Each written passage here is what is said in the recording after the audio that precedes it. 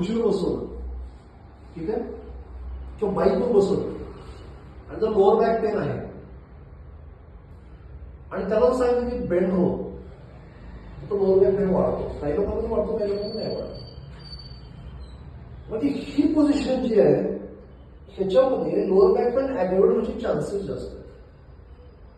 त्यावेळेला तुम्ही back neutral spine करून बसला तर तो लोअर बॅक पेन कमी होतो. हे फॅक्ट आहे, नो डाऊट अबाउट दॅट. लक्षात घेऊन अशी बसलीस, त्यापेक्षा अशी बसली तर असं केलं तर तुझी लोअर बॅक ईज होते मग थोडीशी. लक्षात ईज होते पोझिशन. तुम्ही म्हणून केटलबेलमध्ये आपण काय करतो, केटल हे स्पेसिफिक स्पोर्ट आहे आणि आपण ते 10 मिनिटच करतो. तिथं आपण टेम्पररी करतो, ते काय आपण आयुष्यभर करत नाही. म्हणून पण तरी सुद्धा आपण केटलबेल करताना सुद्धा तुम्हाला म्हणून रोईंगची एक्सरसाइज करायला लागतात, रिट्रॅक्शन, तुम्हाला ॲक्टिव्ह एक्सरसाइज करायला लागतात बॅलन्स करायचं. पण पॉस्चर आपण आयुष्यभर बसून बसतो ना, दिवसात आपण 12 तास असं बसतो किंवा उभे राहतो, त्यामुळे त्याला जास्त प्रॉब्लेम. टेम्पररी आता मग तसं सायकलिस्ट लोक असे असतात, म्हणजे सायकलिंग करू नाही का, आपण त्यासाठी काउंटरबलन्स एक्सरसाइज करतो. That's a different thing. लक्षात घ्या. मॉडिफाईड कर्वमध्ये तुम्ही हात असे मागे घेता, लोअर बॅकच्या खाली ठेवता.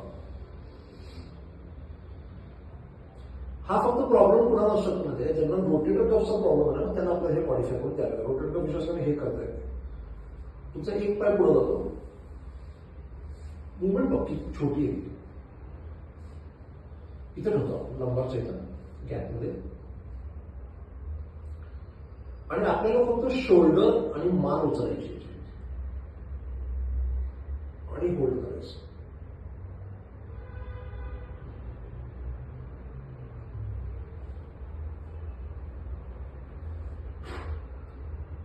असं 10 वेळा रिपीट करायचं.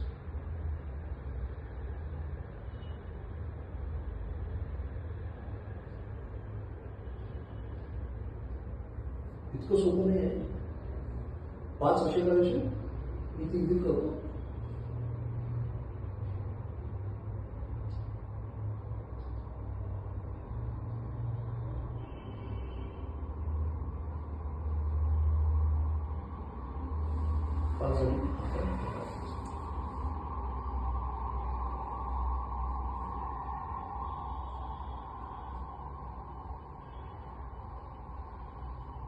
शोल्डर थोडं उचलायचं.